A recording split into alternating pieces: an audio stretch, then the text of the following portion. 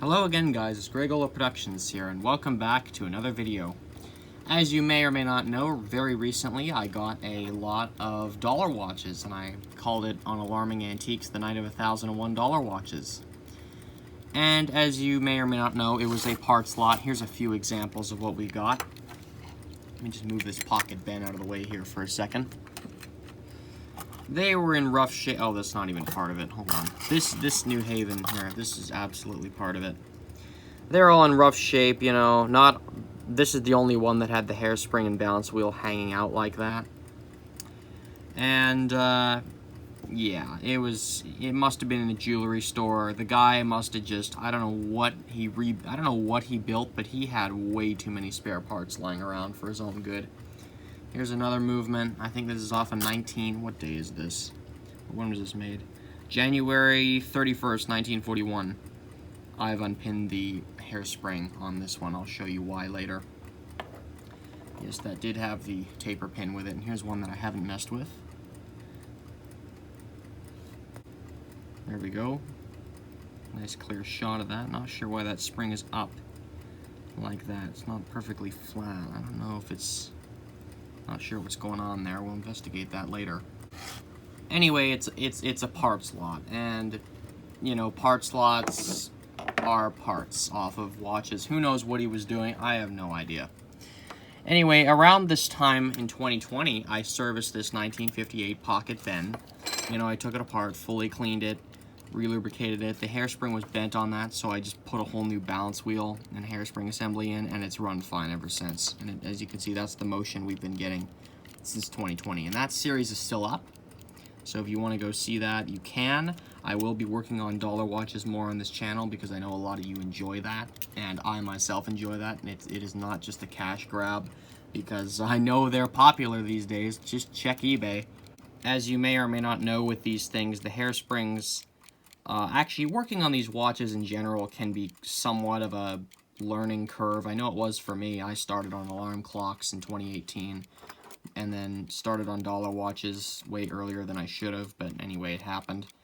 And I messed up a lot of the hairsprings. When in actuality, if you have the right tools for the job, installing hairsprings on these things and pinning them and, you know, getting the watch to actually run is not hard. It really is not.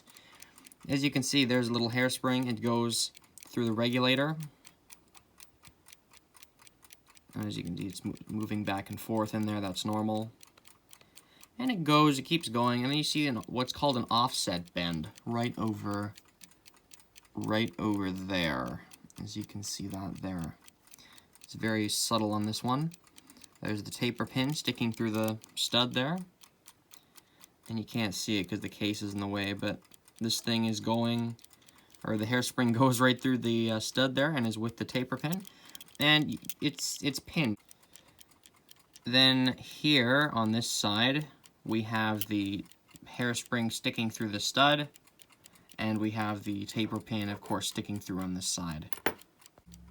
With pinning these things, it's really a matter of you gotta know where to pin it, and that's basically it. These watches are not hard. Once you get one all serviced up and, you know, when it's running, they will run like this if it's all healthy, if there's no issues with the pivots or anything.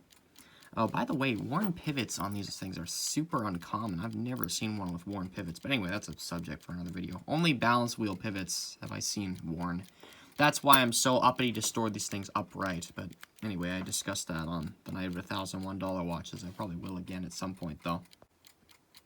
Point is, these things aren't hard. As you can see, it says made in Canada, Westclox Ltd, 558. So this watch is well and good. As I said, it's serviced already. As you saw, actually, if you watched that series, I will not be doing anything else to this watch for another few years.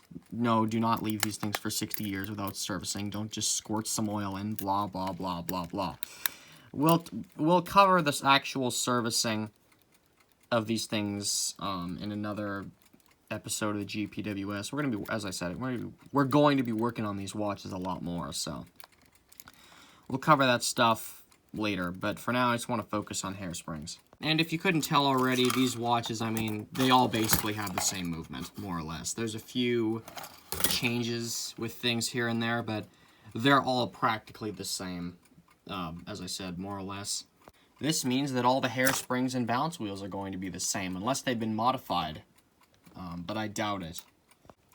Here is a much older watch movement. This one was made January 31st of 1941. And as you can see, it's hairspring and balance wheels present. Spring barrel's gone. There's the front. This one obviously hasn't been serviced at all. And if we look at our hairspring and balance wheel, we can see that it's not pinned. You'll see that weird thing over there. We'll get to that. As you can see, the hairspring is running through the regulator as I adjust it there. You can see it runs through there.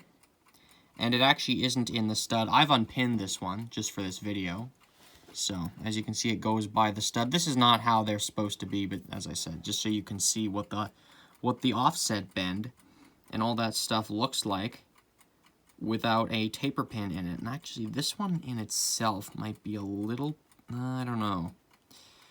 I'm just trying to find, basically what I'm doing here, viewers, I'm trying to find a good example of one of these things that hasn't been messed with. And here's the thing about dollar watches. If you buy one running, then chances are it's never been serviced in its life, and it's about to stop in 2 weeks. But if you buy a parts lot like this, they have been messed with, and you don't know if Jeweler John has come in here and completely ruined the hairspring. That's the whole point of this video that well, it's going to be a series. Oh, yeah, we're in for it this time, but anyway.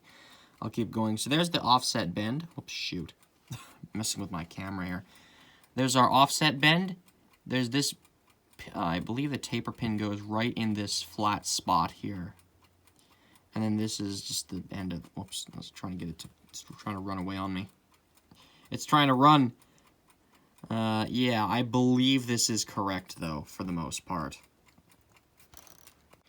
Now, off camera, I was working on a watch from the Night of $1,001 watch parts lot. And this dial, as you can see, the dial and hands aren't right. This is, what this actually, it's not a Pilot. It's a 19, by the way, the Westclox Pilot, I'm pretty sure, was the equivalent to the Bullseye in America. This is the Canadian Bullseye, basically, but they're called Pilots here. Don't ask me why. I don't know. Where's the dial for this thing? Oh, here it is. Okay. Sorry, viewers. Yeah, no, this is actually a Westclox Dax from 1950. This is the dial I'm going to use on it. I figured, oh yeah, by the way, it says dial made in USA. Figured you guys would find that interesting. But anyway, this is just a tester dial, and that is the end. That's a tester hour hand as well. So, why are we seeing this? Well, the reason I'm showing you guys this particular one, and we'll take it out of the movement holder, because I'm trying to rearrange myself, is because I serviced this, and you'll look at that hairspring. Ooh, what the heck is going on there, viewers? I serviced this watch, and, oh, actually, I know you guys love to see the date codes. Let's see what date code this one is. Ooh, this one is from February 28th, 1950. There we go. Made in Canada. This one's a nickel-plated movement. Anyway, I serviced this up, you know, cleaned everything, oiled everything, had everything apart, yada, yada, yada. And for the life of me, I can't get this thing to run accurately. As you can see, it says 4 o'clock on it. If we look at my actual clock that I use for timekeeping down here, and that is a 1954 Westclox Orb, that's a synchronous clock there. As you can see, we've gained about 20 minutes. Or is that lost? No, that's gained 20 minutes. So anyway, this thing, and as you can see, the hairspring is all weird looking, and it's at the fully slow position, and we've gained 20 minutes. What the heck happened here, Greg? I think our friend Jeweler John, with this parts lot here, I think he was messing with the hairsprings on these watches. And I don't think he had any idea what he was doing, because he somehow messed up the offset bends on some of these. Oh, it's just stopped. Yeah, as you can see, it wasn't running very strong anyway. If we move the regulator up here, you can see the hairspring has a better position. It might run better like this, actually. Or it's speed-wise.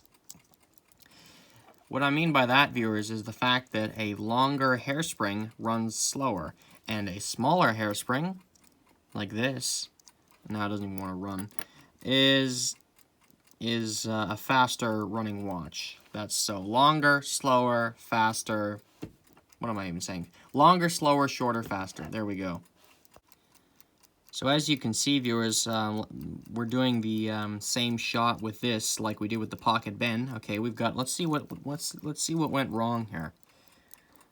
We've got our stud. Whoops, or no, sorry. We've got our regulator. Where's the toothpick? Here it is. We've got our regulator with our hairspring going through there. Okay, that looks good. And we've got the timer ringing in the background. We've got our offset bend way the heck back here. Well, that doesn't seem quite right, viewers. And we've got the taper pin in there. Let's see what's going on at the front. And we've got basically no hairspring poking through this side. So, obviously it's pinned wrong. That's our first assumption. What's also weird going on here, as you can see, oh, it is straight. It is straighter than it was. I don't know if a perfectly straight hairspring or a really weirdly, if we actually turn the regulator up all the way here, you'll see what I mean. Oh, never mind. Okay, I guess it's not being all weird like it was yesterday. Yeah, this was I was working on this stuff yesterday, and I figured this would make a very entertaining series. So anyway, I don't know if yeah, we'll just leave that alone. It looks straight enough. I don't think that'll affect timekeeping. So point is, it's pinned wrong. Well, Greg, are you some kind of idiot? Why did you pin it there? Well, because I couldn't get it to work. Well, it'd actually run anywhere it was pinned, which is great. A watch that runs is great, but if it can't keep time, it's totally useless. And as you can see, this one's gained 20 minutes, and it's running okay. Look at the balance wheel motion, hey?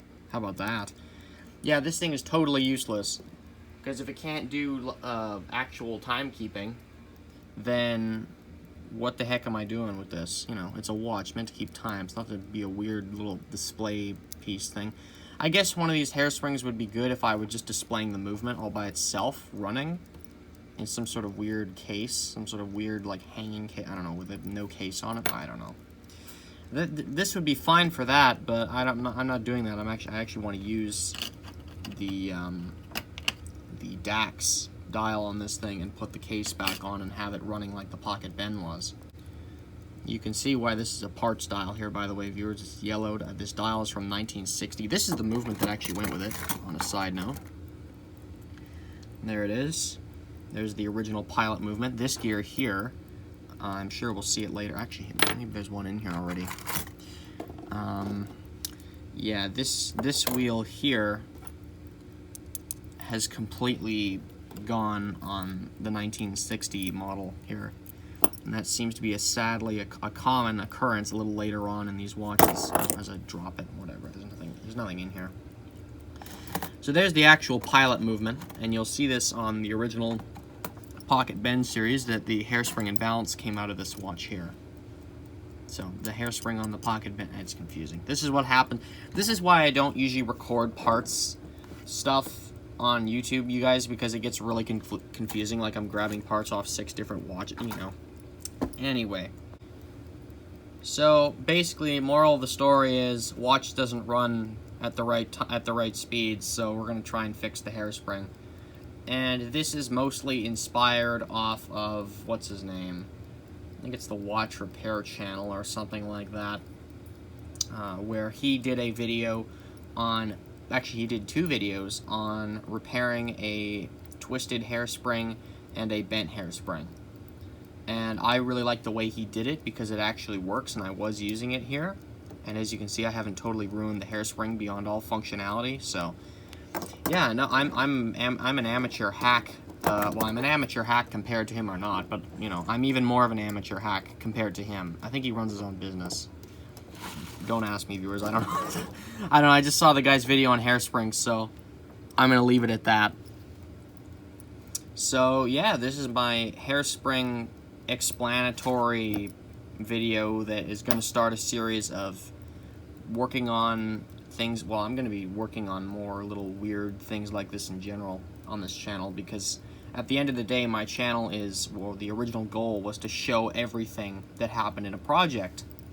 well, this project wasn't done on camera, but whatever. I'm going to show the troubleshooting method for this anyway. So, yeah. So the watch was just serviced, as I said, and I'll show more of that in more videos to come. But anyway, we have a hairspring to fix, so we're going to get to that.